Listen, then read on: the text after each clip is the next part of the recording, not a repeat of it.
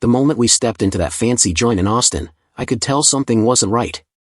My wife, Addison, got swept up by a gaggle of her old high school pals, leaving me standing there like a total chump.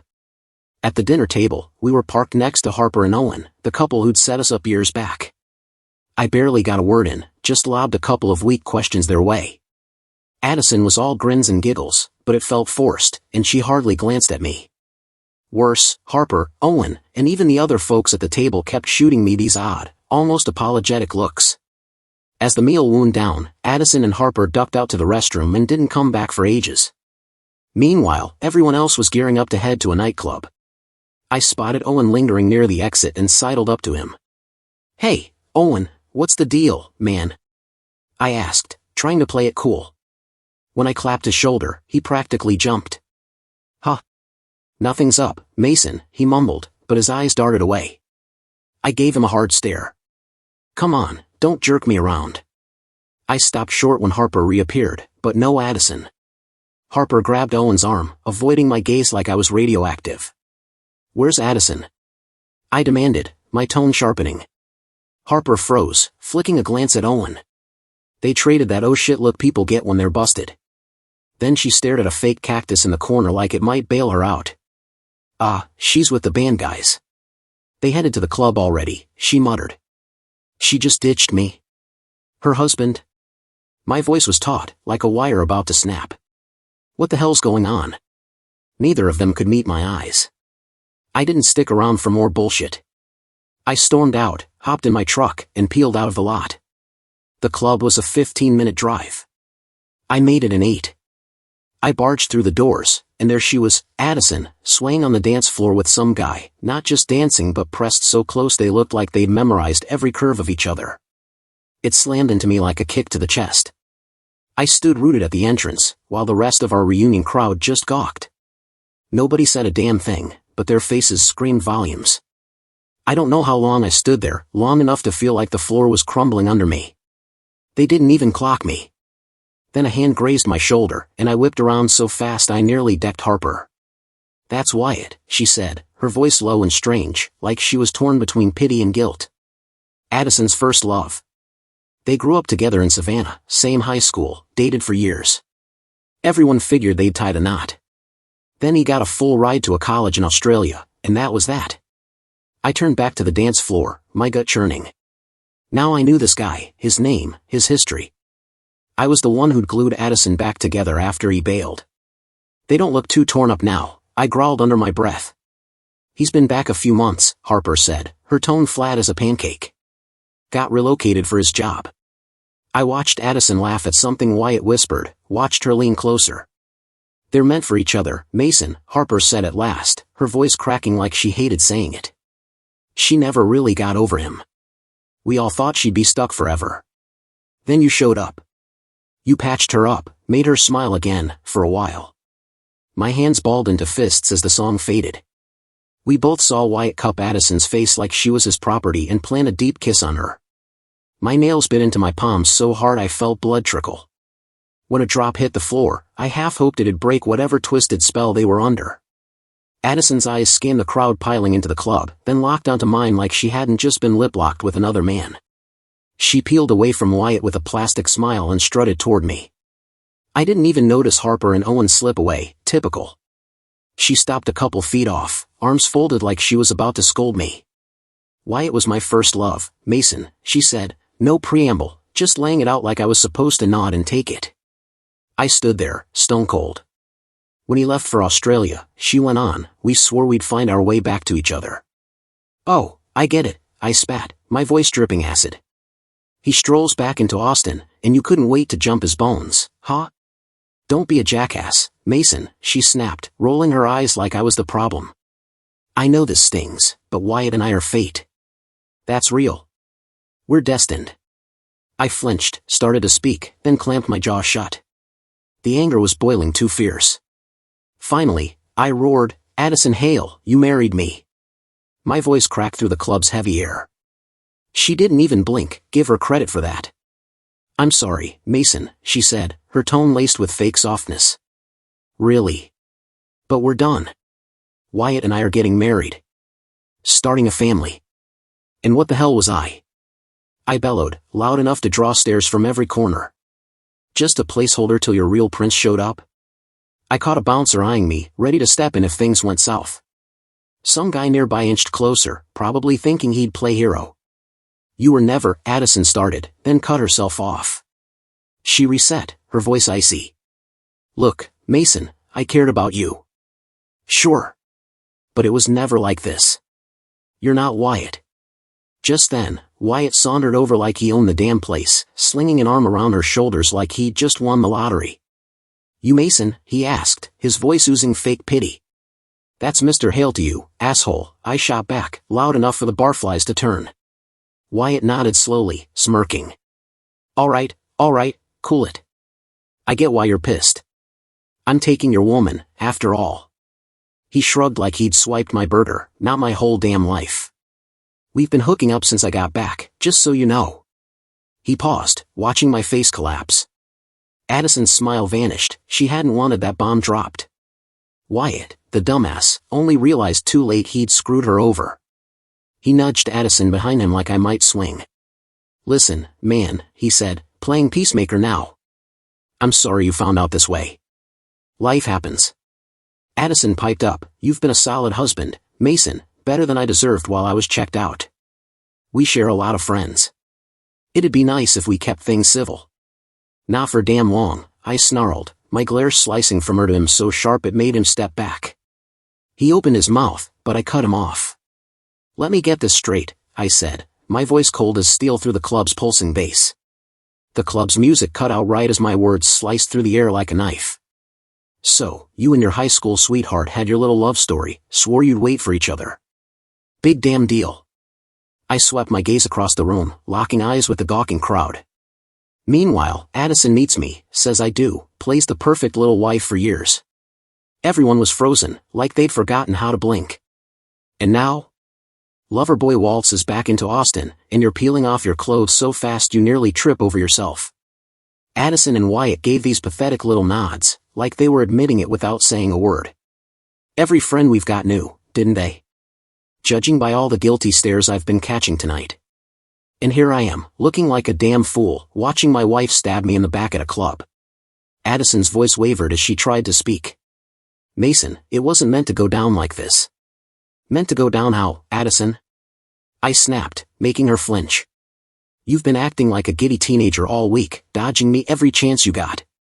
Then tonight, you drag me here just to ditch me at the door like I'm your damn chauffeur. Also you could pull off this public gut punch. Wyatt tried to cut in. Hey, man, zip it, Casanova, I growled, my voice low and mean. Your soulmate here's nothing but a lying cheat. And you? Just a washed-up ex who can't get a date without stealing another guy's wife. Wyatt's jaw tightened, his hands curling into fists, but he didn't step forward. Look, Mason, he said, trying to take control. We know this is rough. Emotions are all over the place. But Addison and I, it's the real thing. We're in love. We're tying the knot. I let out a laugh, sharp and empty, like a gunshot in the quiet. Addison jumped in, like she could mop up this mess. Mason. Mr. Hale, she corrected herself quick when she saw the fire in my eyes. This is just how it's gotta be. Clean break. It hurts now, but you'll see it's for the best. You're young. You'll find someone who fits you better. My jaw twitched, and I saw her face go pale as a sheet. The whole club was dead quiet, like everyone was holding their breath. Wyatt must have felt the tension, too, because he cleared his throat, trying to act smooth. Look, Mason, he said, his voice all fake calm. I know it's a bitter pill. But honestly, you should just walk away. Everyone here knows Addison and me, we're the real deal. No offense, but you're the odd man out now. I gave a slow, nasty grin, and half the room shifted like they were ready to duck for cover. Wyatt, thinking I was caving, smirked like a smug bastard. Good, he said, nodding like one of those dashboard toys. Now that it's all out there, Addison and I will stay away from your place this weekend and next week, you know, give you time to pack your stuff and clear out. Clear out? I said, cocking my head slow, like I'd heard a bad joke. Wyatt swallowed hard, realizing he'd stepped in it. Well, it's Addison's house, man. Is that so? I said, my voice dropping to a dangerous whisper, my eyes narrowing to slits. Addison chimed in, her tone all sugary but trembling underneath. "Mason," she said, dragging my name out like it burned her tongue. "We just thought it'd be simpler if you moved out. The house is perfect for me and Wyatt to start our family. It's honestly too big for you alone. We're trying to be reasonable." "Reasonable," I echoed, letting the word drip like poison. Nobody said a word. The silence was so heavy it could have crushed someone. Even when the DJ, finally noticing the music had been off too long, spun up a new track, nobody danced. They just kept staring at the train wreck unfolding. Wyatt, feeling the pressure, puffed up his chest like some wannabe tough guy. "Look, Mason," he said, raising his voice like he could bully his way through. "It is what it is. Don't take it personally. Life happens. We're just trying to handle this like grown-ups." He stuck out his hand like I was gonna shake it. I stared at it, then back at his face, and he yanked it back quick. If he could have seen my thoughts, he'd have run screaming.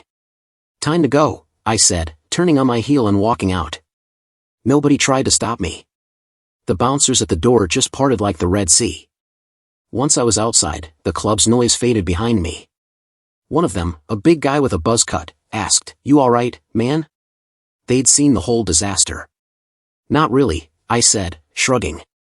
"But I'll live." The other bouncer, sporting a sleeve tattoo, grinned. "You want to go back in and rearrange that guy's face? We could take our sweet time pulling you off." I chuckled, and they did too. "Tempting," I said. "But I don't need the backup." They nodded, respect in their eyes. "Seen some messed up stuff working clubs," the first guy said. "But that was ice cold." "Sorry, man." I waved it off. "Don't worry about it.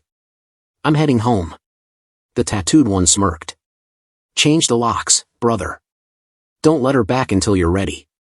I raised an eyebrow, cracked a half smile, and we shot the breeze for a minute.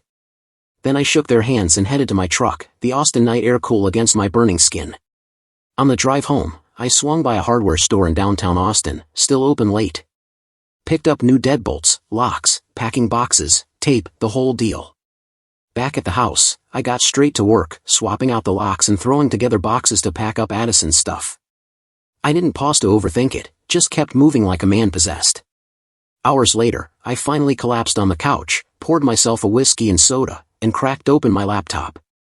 First thing, I locked down our bank accounts, canceled our shared credit cards, and set up a new account in my name.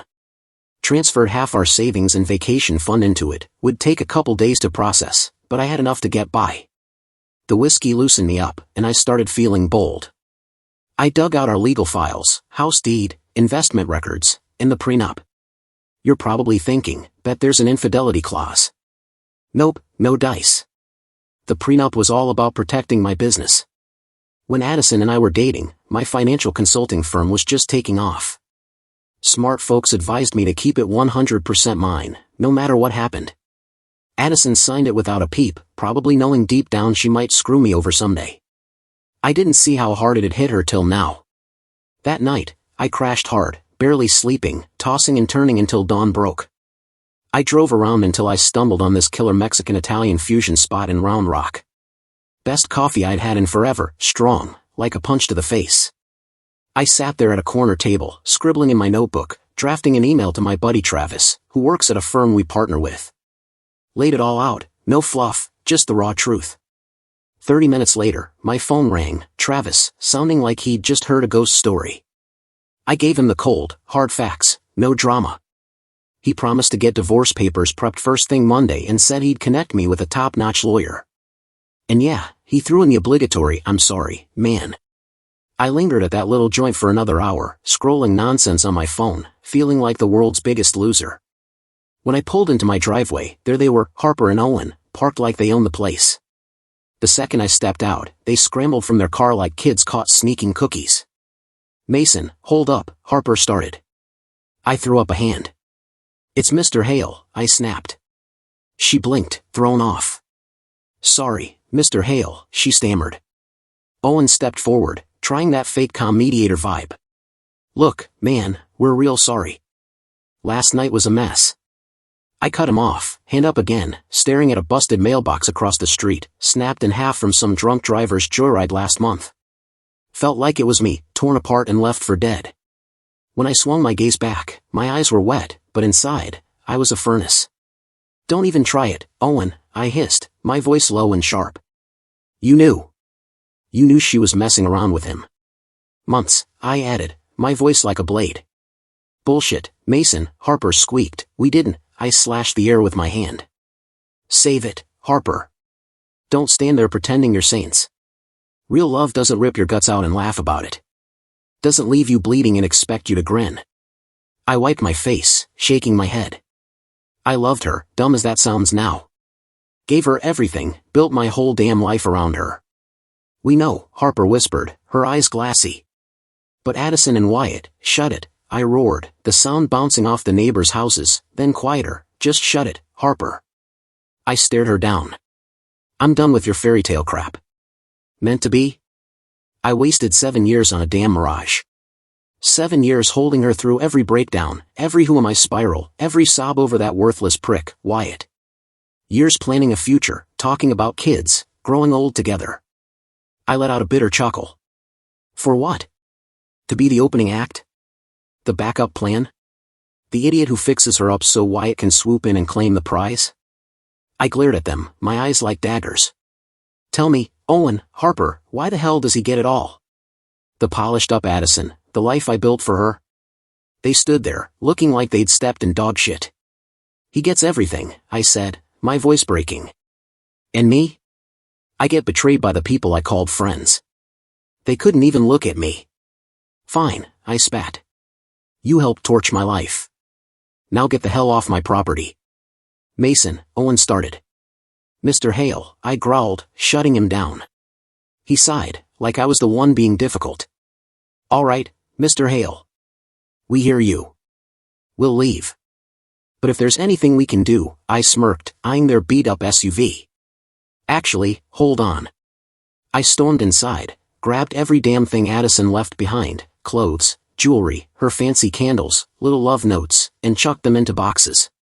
Didn't bother being gentle, stuff broke, and I didn't care. Dragged the boxes out, one by one, and dumped them in front of Harper and Owen like they were garbage collectors. Something shattered inside, good. Since you're here, I said, my voice cold as a winter night, take this junk to her new love shack. Tell that cheat she doesn't need to come sniffing around here anymore.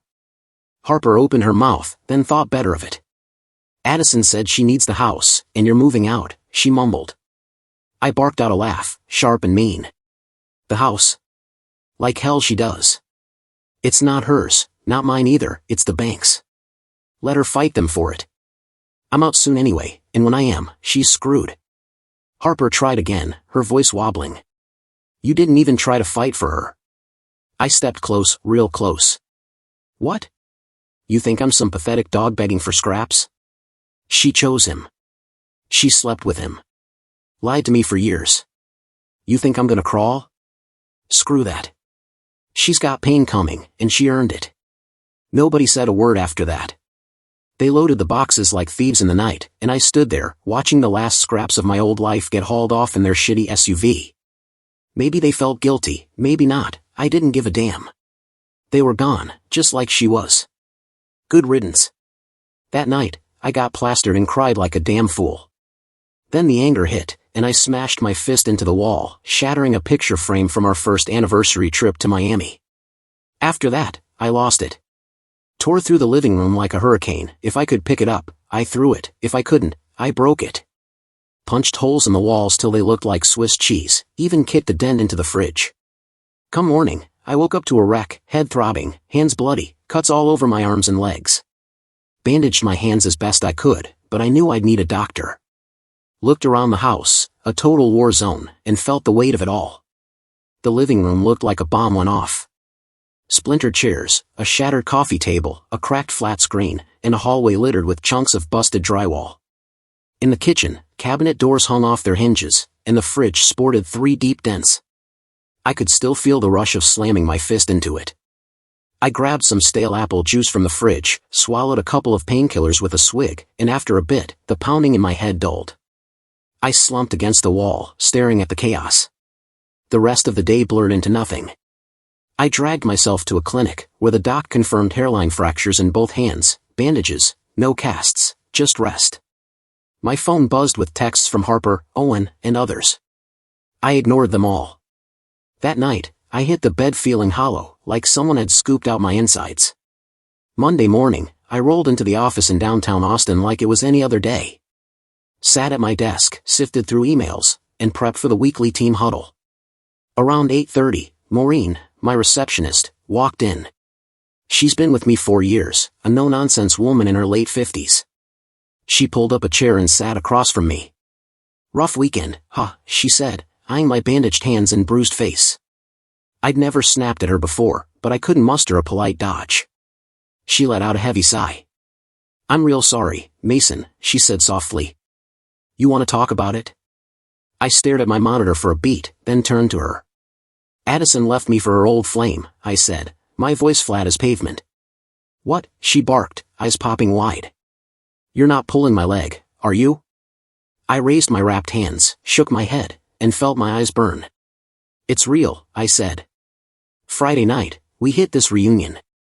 Turns out everyone there knew what was coming. Even Harper and Owen knew she'd been sneaking around for months. They all just watched me get blindsided. Saying it out loud cracked me open.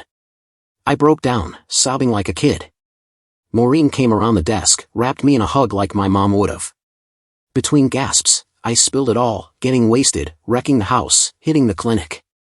By 9 o'clock, we pulled ourselves together. Maureen ushered the team into the conference room, and I trailed behind. "Hope y'all had a solid weekend," I said, keeping my voice steady. The room went tense, awkward nods, shifty glances. "This week," I began, but Maureen cut in. "Sorry, Mason," she said, standing tall. "But we can't just breeze past this." I paused, met her eyes. She gave a small nod, asking permission to continue. I nodded back. "Mason got stabbed in the back this weekend," she announced, clear and loud. "His wife and some so-called friends did him wrong in a way that's hard to stomach." She let that sink in, then zeroed in on Lucas, one of my financial analysts, who was trying to melt into his chair. "Right, Lucas," she said, her tone like a whip. Lucas froze, shrinking. He stammered. "You were at the reunion, weren't you?" she pressed. "Yeah," he mumbled. "And you knew about the affair?" Lucas swallowed hard. "I knew," he whispered. The silence was thick, like everyone wanted to drag him out back. Maureen spoke again. "Lucas, step out. And you better think long and hard about your place here. If we find out you helped hide this, you're gone. No discussion." Lucas nodded fast, scurrying out like a scolded pup. Watching him go, it hit me, I hadn't even noticed him at the club Friday. My head was so clouded with Addison and Wyatt, I missed how far the betrayal spread. I cleared my throat. "Look, I ain't gonna sugarcoat it, my life's a train wreck right now, and yeah, my weekend was hell." I held up my bandaged hands. "But we've got clients to take care of, work to do. I'm counting on y'all to hold each other up. If you need anything, go to Maureen. I'll be here, but if I'm a bit off, just give me some grace." I nearly choked up again when the team started tossing out support, nods, quiet words of encouragement. "One more thing," I added. "Don't pile on Lucas too quick. I'm mad as hell, sure, but let's get the whole story before we string him up." The team murmured agreement. Maureen took over the meeting, and I sat back, feeling like my chest had been hollowed out. Later, a light knock pulled me from my daze. Maureen and Lucas stood at my door. I waved them in. Lucas shut the door and sat across from me, looking like he was facing a firing squad. Maureen spoke first. "You two need to hash this out," she said, calm but firm. I nodded, leaning back in my chair. Lucas sat rigid, avoiding my eyes. I stared out the window at the Austin skyline, my mind a jumbled mess. It wasn't even 10 a.m., and I was already craving a drink. Lucas cleared his throat. I looked at him, and he dropped his gaze quick. "So," I said, my voice like ice. "Mason, he started, then let out a short, bitter chuckle. "You think this is a joke?" Maureen snapped, sharp as a blade. Lucas gave a sad half-smile. "Nah, nothing funny. My boss got screwed over." My wife's been chewing me out since yesterday, and I'm probably about to get canned. Laugh or cry, I picked laugh. I gave a small nod. I'd always liked Lucas. Solid worker, seemed loyal. Or so I thought. Start from the beginning, I said. He shifted uncomfortably. You've probably heard by now how Addison and Wyatt were the golden couple back in high school in Savannah. I nodded. Yeah, that's all anyone's been yapping about. He gave a weak grin. I was the numbers geek, not a loser, but not in their crowd. Even us nerds knew Addison and Wyatt were the king and queen. He paused, checking my face. I gave nothing away, so he kept going. Senior year, everyone thought they'd head to college together. Then Wyatt bolted, took a scholarship in Australia. Shocked the whole school. He stopped again. I nodded for him to continue. They split right before graduation. Wyatt hit a few parties, Addison vanished. I saw her once or twice, she was a mess. I stayed quiet, remembering how she'd cried on my shoulder back then. That's how we got started. Lucas cleared his throat. I got my degree, married Nora, landed this gig. When I heard you married Addison, I thought, good for her. She seemed happy. He hesitated. When you find out? I asked, surprised at how even my voice sounded. Lucas looked guilty. About an hour before you showed up at the club. Overheard some gossip about Addison dumping you that night. I was floored. So was Nora. I frowned. He sighed. Before dinner, only a few people knew. After, it was the whole damn reunion. Harper and Owen pulled Nora and me aside, said Addison had made her choice, and you were out. My fists clenched. Owen also told me, Lucas added, if I tipped you off, I'd regret it. Said if we couldn't keep quiet, we should leave. I finally met his eyes. He looked rough, red ears, glossy eyes. Sorry, Mason, he said. We didn't even stay for dinner. Nora wanted to have my back, but Owen and a few others muscled them out. Lucas, I started, but he raised a hand. Let me get this out, he said. I nodded. We didn't know what to do, so we headed to the club, figuring we'd stick close in case you needed us. What went down? I asked. They blocked us at the entrance. Some goons kept us from getting to you. After you stormed out, Addison gave a nod, and they let us through. He shook his head, guilt written all over his face. We bolted outside, but you were already gone. Stood there for 30 minutes like idiots. He sighed, heavy. Inside, everyone else was laughing, drinking, acting like it was just another night. Nora and I got treated like garbage. He swallowed hard. I'm sorry, Mason. They'd been planning this for months. Heard whispers that Addison and Wyatt were already picking out wedding venues. Lucas looked down, hands knotted in his lap. He slid a folded paper across my desk. I picked it up, a resignation letter, signed and dated yesterday. My notice, he said, voice barely above a whisper. Lucas, I began, but he cut me off. No, Mason, it's the right move. You deserve better. I couldn't do anything to stop it. I don't want you looking at me every day, reliving that night. We sat in silence for a moment. I stared at the letter, then let out a rough chuckle, more a grunt than a laugh. Maureen and Lucas gaped at me. I grabbed the paper, folded it, and tore it in two. Your notice is denied, I said, flat. Lucas blinked. What? Why? First off, I said, my friends call me Mason, and after what you just laid out, you're a friend. You tried to help, but they shut you down. And you're here now, owning up to it. Lucas opened his mouth, but no words came. I'm gutted, I said, my voice tight. I'm furious. I want heads to roll. But I ain't blind. You got caught in their mess, same as me. Lucas nodded, eyes wet. Nora and I just wanted to do what was right. I know, I said. That's why you're staying, both of you. We talked it out for another half hour, then went to the team and cleared the air. I explained what Lucas had been through, and you could feel the tension drain from the room. Smiles crept back. The rest of the week, I drowned myself in work, dealt with the fallout, and pushed the divorce forward. Addison filed first, probably thinking she could control the narrative. Didn't matter. Travis and his crew made sure her cheating was front and center in the paperwork. After she got served, my phone lit up with her calls and texts. I didn't block her, just let them pile up unanswered. I spent my days securing bank accounts, canceling cards, and freezing anything she could touch. Tuesday night, Maureen swung by my trashed house. Her eyes welled up as she surveyed the wreckage, like she was walking through a war zone. By Wednesday, she'd called insurance, lined up damage assessments, and booked cleanup crews.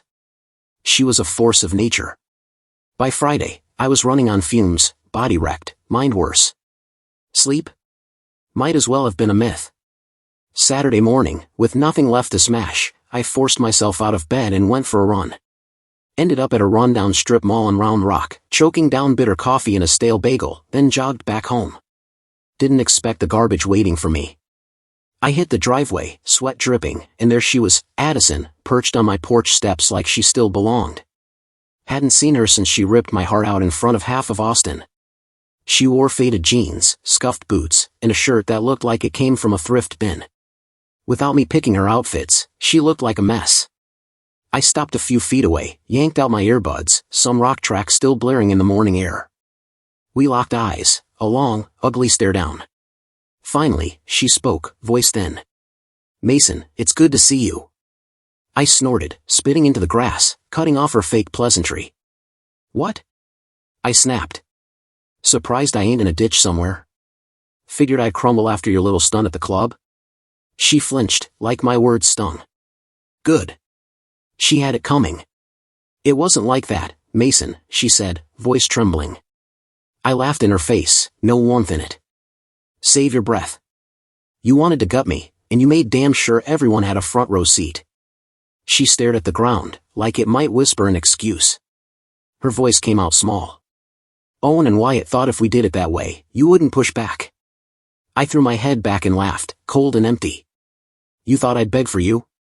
I spat. "Please. After you threw yourself at the first guy who showed up." Her face flushed, shame finally kicking in.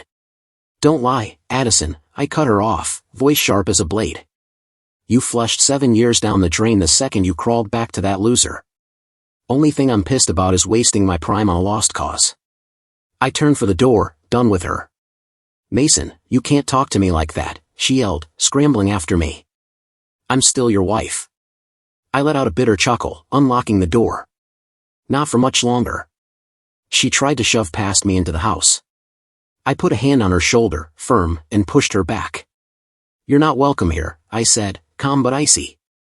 "This is my house too, Mason," she snapped, defiant. I shook my head, a slow, predatory grin spreading across my face. "Wrong again, darlin'. This house? It's in a trust. I'm just a renter. You don't own a damn thing. Never did." Addison's face crumpled, confusion twisting her features. "Good. Let her stew in it." I leaned halfway out the door, my voice sharp as a blade. "Listen up, Addison. You don't live here. You don't belong here. You're just a pathetic stranger on my porch now." I slammed the door in her face, the sound echoing like a gunshot. Pulled out my phone, fired off a quick text to my lawyer, "She's here. Deal with it if she causes trouble." Grabbed a folder from my desk and stepped back outside. She was still there, clutching at whatever dignity she thought she had left. "Mason, she started. I raised a hand, stopping her cold, like a traffic cop. "First," I said, my voice hard enough to shatter concrete, "it's Mr. Hale. You lost the right to call me Mason the second you threw yourself at that ghost from your past." Her throat bobbed, tears pooling in her eyes. I didn't flinch. "Second," I said, shoving the folder into her chest, "that's your share. I gave it out of pity. You didn't earn a dime." She opened it, her eyes widening at the figure. "And third," I stepped closer, my voice dropping to a dangerous growl, "you got something for me?" Her hands trembled as she fumbled with her purse, pulling out a manila envelope and holding it out like a kid offering a bad report card. "I'm sorry, Mr. Hale," she whispered. I snatched it without a glance, my voice cold as ice. "You will be." I tore open the envelope while she stood there, pretending she still mattered. Flipped through the pages and let out a loud snort. Addison's face flushed deep red, she knew what I'd seen. In exchange for me agreeing to the divorce, she wanted 75% of our savings and half my business. And the kicker?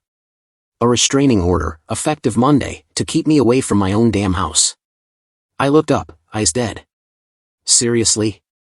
I said, raising an eyebrow. She couldn't meet my gaze, knowing she'd gone too far. Addison always latched onto the slickest snake in the room, and now she was about to feel the bite. I pulled out my phone and dialed my lawyer. Addison shuffled nervously, like she was itching for an escape. Sally, my attorney, answered quick. Hey, Sally, I said, staring Addison down. Got Addison on my porch, serving me her garbage paperwork. Even threw in a restraining order to block me from my own place. Sally's curses came through so loud Addison heard every one. Her face turned redder than a traffic light. After a minute, Sally told me she'd handle it, said to sit tight and not touch anything. I hung up, pocketed my phone, and turned to Addison. So, I said, my voice colder than an Austin winter, how's it feel to be actual trash, Addison? She stood there, mute for a second. It's not like that, Mr. Hale, she mumbled. I let out a sharp, cruel laugh. Don't bother. You don't get to speak now. You told Wyatt you'd give me till Monday to move out, she said, like she deserved a pat on the back. You can't move in, I said, blunt as a hammer. This ain't your house.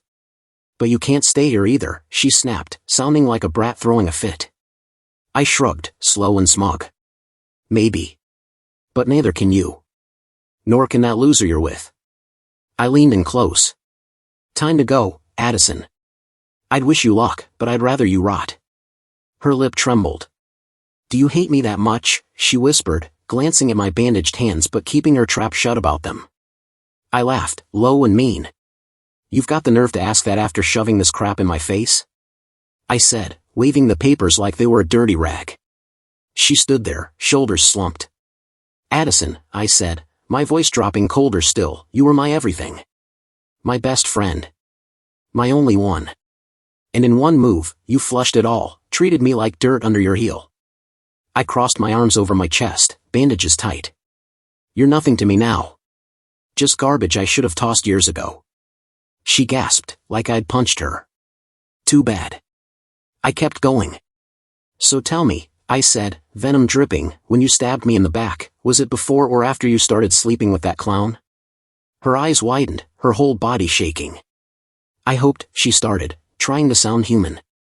You're right, Mr. Hale. We had good years. The restraining orders just till things settle. Owen, Harper, Wyatt, and we hope we can be friends someday. I let out a savage laugh, louder this time. Friends? I snapped, laughing harder.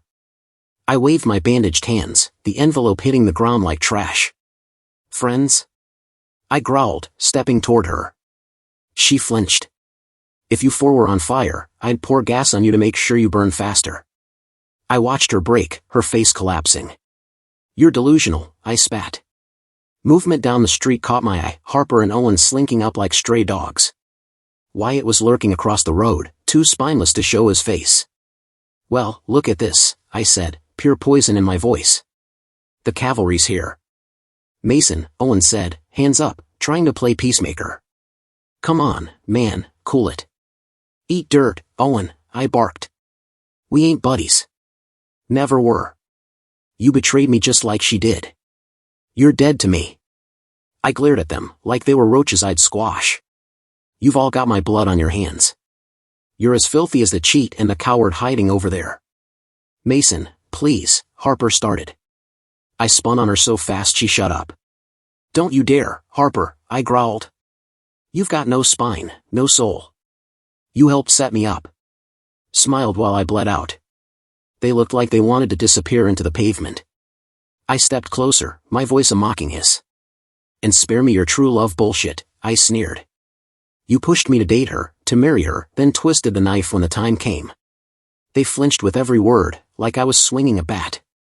Then a nasty idea sparked. Harper, I said, a cold smile creeping across my face. When Owen comes home reeking of cheap perfume after a late night, are you still buying that true love story? Harper froze, shooting Owen a look that could kill. Babe, that's not true, Owen stammered, sweating bullets. I laughed, a hard, ugly sound. Oh, it's true, I said. Owen loves his little side gigs, special clubs, special favors. Harper turned on him, screaming, chasing him down the street as he bolted like a scared rat. I turned slowly to Wyatt, who was still frozen across the street, looking like a deer caught in headlights. My grin was cold, vicious. "Mason," Addison whimpered, correcting herself, "Mr. Hale, you didn't have to do that." I leaned in close, and she instinctively tilted toward me, like a moth drawn to a flame. "Don't sweat it, Addison," I whispered, my voice icy in her ear. "This? Just a warm-up." She jerked back, her voice cracking. "What? What's that supposed to mean?" I stepped away, cool as a winter night. "Get out of here, Addison," I said. "Run back to your new man, pack your junk, and skip town." I paused, my smile turning cruel. "Or stick around," I shrugged. "See how that plays out." Fear flashed across her face. "Good, let it sink in." "Mason, what happened to you?" "Where's the guy I loved?" she cried. I stared right through her, my voice flat as a gravestone. "He's gone. You killed him." I turned, walked inside, and slammed the door in her face. A low, bitter chuckle rumbled out of me, the kind you'd hear from a man ready to watch it all burn. 10 minutes later, I peeked outside. Addison, Wyatt, and their truck were gone. I sank to the floor, trembling from the storm that just blew through, and broke down again. I loved her once. Now I hated her. I wanted her to feel the pain, to regret ever crossing me. I sat there, tears streaming, mourning what we'd had. Part of me still wished she'd come crawling back, apologize, beg for forgiveness, spout the usual lies cheaters lean into.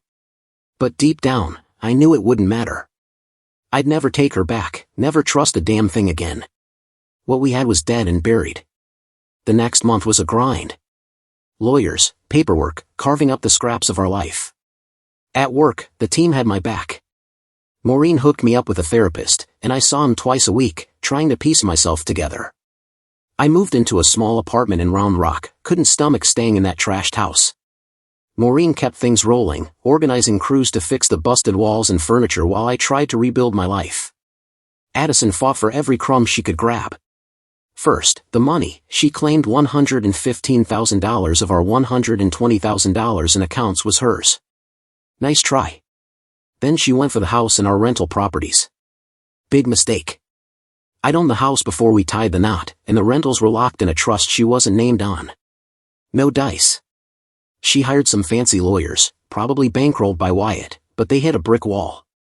Watching her lose felt like the first ray of sun in weeks. Next, she tried for furniture and jewelry.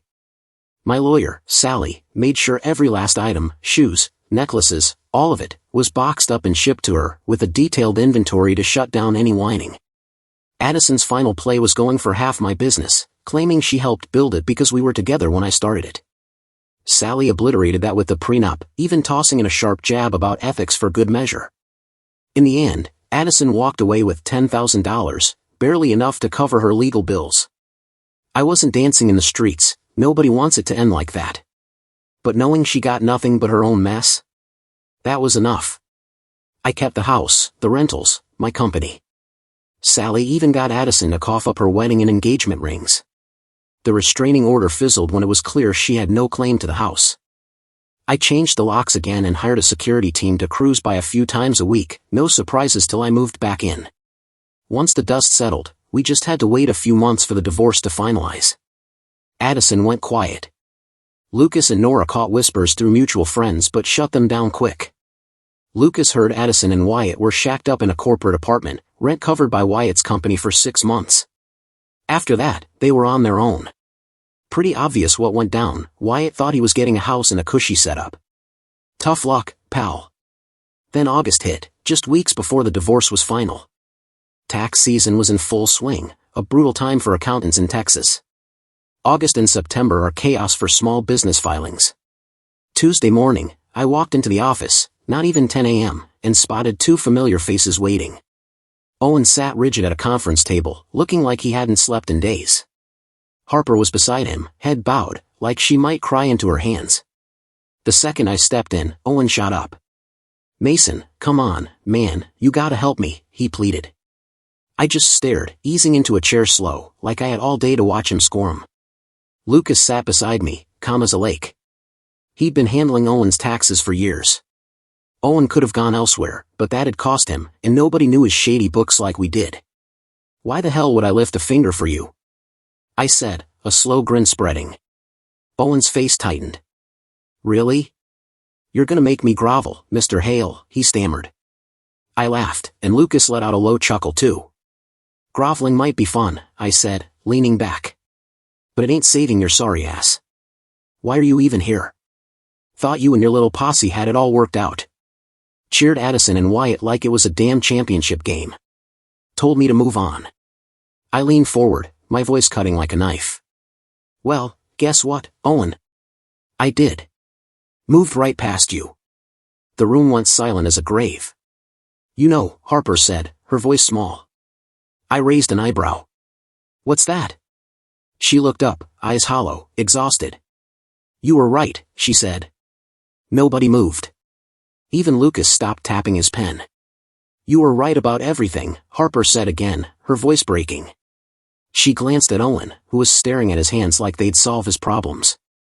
Pitiful. We were so caught up in that fairy tale crap Addison and Wyatt fed us, we didn't see what we were doing to you, she said. I didn't respond, just let her stew in it. That day you called out Owen, her voice cracked, I thought you were just hurting, lashing out.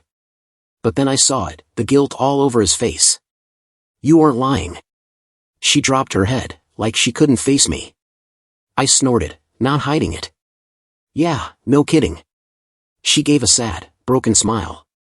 We all knew, deep down. Knew we were wrong, but kept saying it was true love, like that made it okay. Harper shot Owen a look so cold it could have frozen a desert.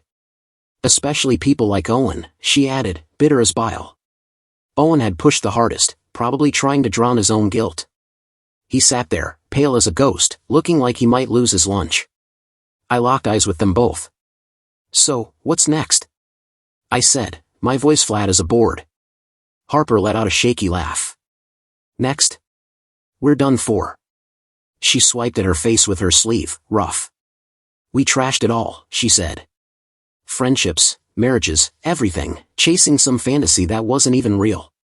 I stared at Owen, who looked like he'd been dug up from a grave. Good. If you two showed up thinking I'd feel sorry for you, I said, save it. I don't give a damn. Their faces fell further, if that was even possible. But, I added, dragging the word out slow, as the head of this accounting firm, I've decided it's not in our interest to keep your account. Owen's shoulders slumped like he'd just heard a judge's gavel. But, I said again, cruelly deliberate, I ain't completely heartless. Owen's eyes flicked up, desperate. I'll toss you a crumb, I said. Lucas has a list of other firms. Pick one. We'll hand over your books. Lucas slid a paper across the table, not even glancing at Owen. You want one of those? I said. Call Lucas. Otherwise, you're on your own. Owen snatched the sheet like it was his last hope. That's it, he croaked. A referral? You're just cutting us loose? I smirked. Yup. I shrugged, like it was nothing. Because it is. You backed a cheat and a liar. Laughed while I bled. Now you get to chew on the consequences. That's how it works, pal. Action, reaction. I didn't wait for their excuses or fake apologies.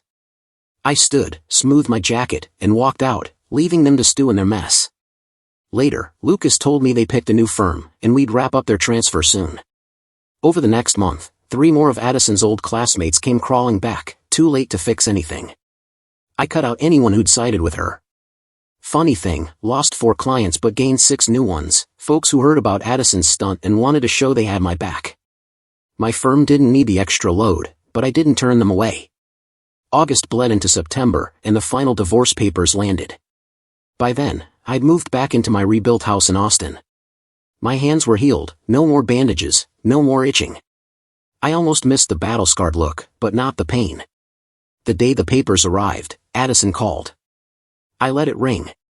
She texted instead, "Goodbye, Mason. I'm sorry." I stared at the words, unsure what to feel. Was she sincere? Did I even care? The hurt wasn't as raw anymore. I was still angry, sure, but clear-headed enough to see the truth. If she could betray me that easily, she was never truly mine. That weekend, Maureen and half the office showed up at my place for an impromptu barbecue. No warning, just a swarm of people. I was floored. Over 24 folks came and went all day. I must have hugged half of them. Never felt alone. Maureen, Lucas, Nora, always someone nearby. At one point, I sat with a beer, watching kids chase a soccer ball in the yard. My eyes stung. Addison and I had dreamed of this once, kids, family, all gone now. I felt a soft kiss on my cheek and jumped. Nora was there, smiling gently. I get it, Mason, she said, squeezing my hand. But don't shut yourself off. You've got people who care about you. She hugged me tight. Lucas joined, a hand on my shoulder. Maureen piled on, then others. I cried hard that day, but not from shame. I was loved. Still standing. The next week at work, folks noticed the change. I grinned more, tossed out jokes during the team meeting. I even stood up and thanked everyone, giving a special nod to Maureen, Lucas, and Nora for pulling me out of a dark place. That week, we landed 3 major clients, 2 big companies needing audits. Word of mouth kept us growing. I threw myself into work, and at night, I cooked, hit the gym, stuck to a solid routine. I had 2 paths, stay bitter or rebuild. I chose to rebuild. 2 weeks after the barbecue, on a quiet Thursday night, I was cooking dinner, pork chops with gnocchi and a cider glaze, when the doorbell rang. I wiped my hands and opened the door. There stood a petite woman with short blonde hair, looking nervous. Before I could speak, she grabbed my shirt and kissed me, fierce and sudden. I froze, then felt the warmth of her lips, a hint of peppermint, and kissed her back, my arms wrapping around her, hers around me. No clue how long it lasted, seconds, minutes, didn't matter. When she pulled away, she gave me a light slap, not painful, just enough to say, "Take that." I stood there, blinking like a fool. She looked sad but kind. "Sorry, Mason," she said, her voice low but steady. Not the smoothest intro. I tilted my head. "All right," I said, waiting for more. She smiled. "I'm Hannah." "Hannah," I echoed, nodding. We stood there, a bit awkward but not tense. "So, Hannah," I said, half grinning, "what's this about?" "You," she said, no pause. "Could have guessed from the kiss," I said, "but why?" She gave a playful smirk, like a cat batting at a toy. "Because you need me," she said. "Maybe," I chuckled. "But you gotta tell me why." "And, kissing me then smacking me? Kinda mixed messages." She laughed, warm and genuine. "Think I'm pretty?" she asked. I nodded. "Yeah, gorgeous." She blushed, looking down. "Thanks, Mason." She sniffed the air. "Something smells amazing." I grinned and stepped aside, letting Hannah in. Something about her felt like a warm breeze, safe, but intriguing. I had to figure out what this was. In the kitchen, I poured her a glass of red wine and handed it over. She leaned back, watching as I finished cooking dinner. Good thing I'd made extra. I slid a plate in front of her and sat down. "First date, and you're already picking my meal," she teased, her eyes sparkling. "A lady likes a guy who's got a plan," I shot back. Her laugh was rich, vibrant, full of life. She raised her glass. "To Mason, a man who, even banged up, knows how to treat a woman right." We clinked glasses and took a sip. She tried the food, her eyes lighting up. "Mason, this is incredible," she said. "Glad you approve," I said, digging into my own plate. "Nailed it." After a bit, I leaned back. "All right, Hannah, no dodging. Who are you, really, and why'd you show up?" She set her glass down, looking nervous. "I paced outside for 20 minutes before I knocked," she admitted. "Was terrified." I nodded for her to keep going. "I'm Maureen's niece," she said. I blinked, gears turning. Then it clicked. "Right, Hannah. Last time I saw her, she was all goth, black hair, pale makeup, nose ring." She gave a small, wistful smile. "Yeah, I was a mess back then. Rough breakup." I nodded, remembering. "He cheated," she said, her voice quiet. "With 3 people, 2 women, 1 guy." I nearly spit out my wine. "What the hell?" Her laugh was sad but stronger now. "Yeah. Caught them at a party." I bolted, hid for months. Then Aunt Maureen pulled me out of my cave. I smiled. I remember. I offered you coffee. Exactly, she said, laughing. Mocha, double chocolate. We said it in unison and cracked up. You remember, she whispered. Yeah, I said, my voice thick. She got serious. The slap, she said. I was at the barbecue, hugged you. You didn't even notice. I'm sorry, I said, feeling the weight of that day. It was a blur. It's okay, she said. I kissed you and slapped you in my head that day. Tonight, I made it real. The memory hit, her arms around me, tight jeans, red shirt. You remember now? She asked softly. Kinda, I said. She nodded. Red shirt, blue jeans. That was me. She took a deep breath. I told Aunt Maureen I had a crush on you. She saw me hug you, and told me to make a move. I chuckled. Plan the kiss?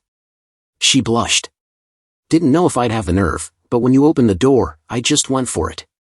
I reached for her hand. Glad you did, I said. Best thing to happen to me in months. She smiled, and we talked for 3 hours straight. She helped clean up, then we moved to the couch with small glasses of bourbon. I learned she was 28, 4 years younger than me, just finished a finance degree, loved jazz and indie rock but couldn't stand screamo. She ditched the goth phase, now worked in accounting at a warehouse, was tight with her family, parents still married after 30 years, a sister in Ireland. Loved the beach but avoided the sun to keep her skin fair. Only 2 serious relationships before, the cheating goth guy and one other. I opened up about my own mess, my dad's fights with family, how Addison's betrayal gutted me but gave me a chance to rebuild. By the time she stood to leave, it was nearly 1 a.m. Neither of us wanted it to end, but she smiled. Let's take it slow. That night, I fell asleep with a grin, the first time in forever. Hannah had cracked through the walls Addison left behind, made me think someone could still care. The next morning, I walked into the office still smiling, and everyone noticed. By lunch, Maureen cornered me in the hallway. All right, Mason, spill it. Who's got you grinning? She demanded, smirking. Hannah stopped by last night, I said. Maureen let out a squeal so loud it echoed through the office. She dragged me to the break room, and I told her about the kiss, the slap, the dinner, talking till 1 a.m. She wiped a happy tear. Mason, I'm so damn proud of you, she said. Even if it's not serious, seeing you smile again?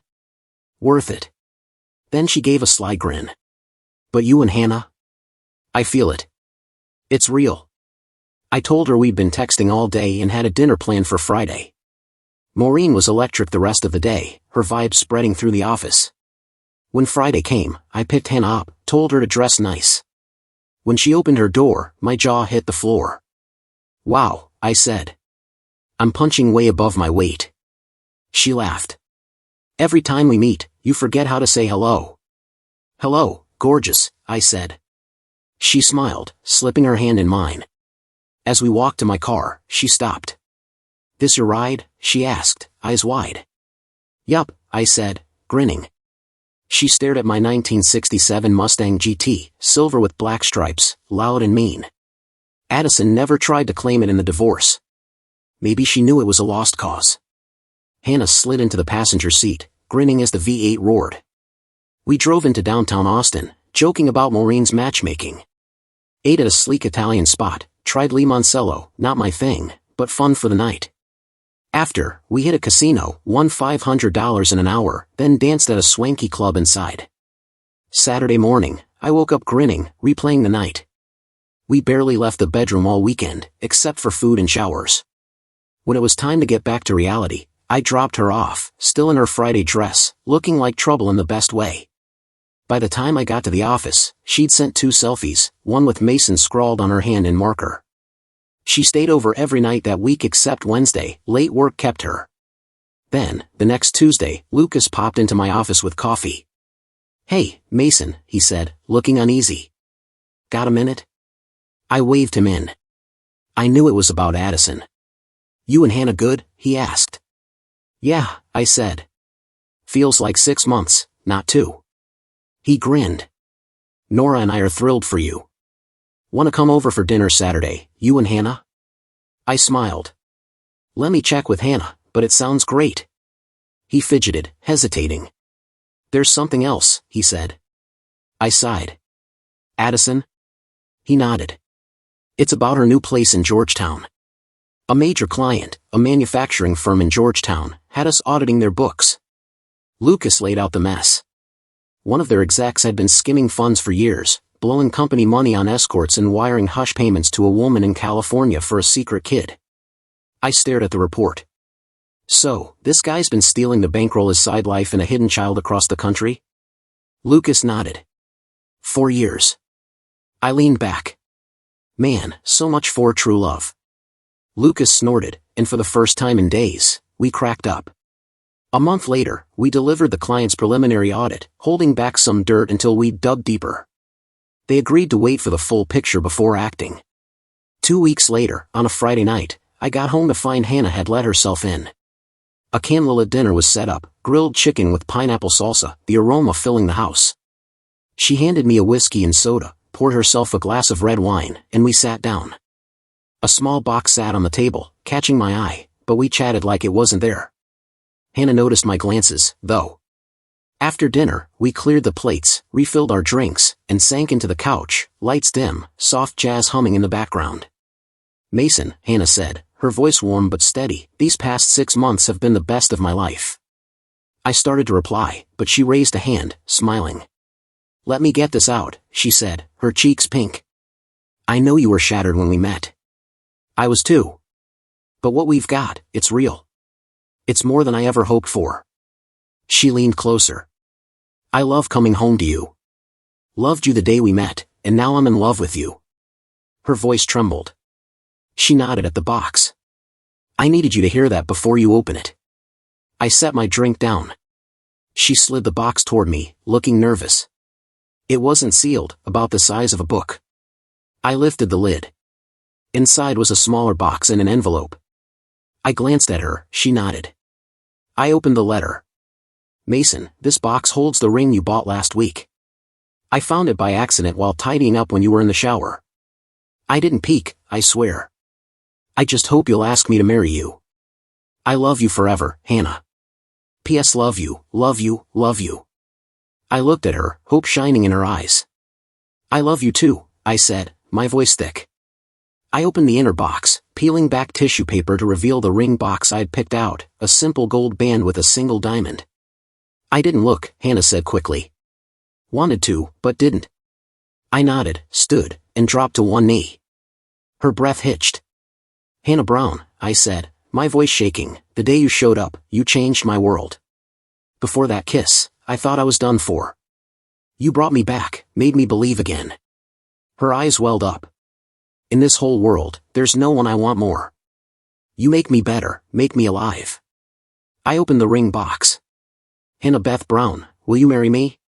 She tackled me before I finished, yelling, yes. I slipped the ring on her finger, and she kissed me like she was staking a claim.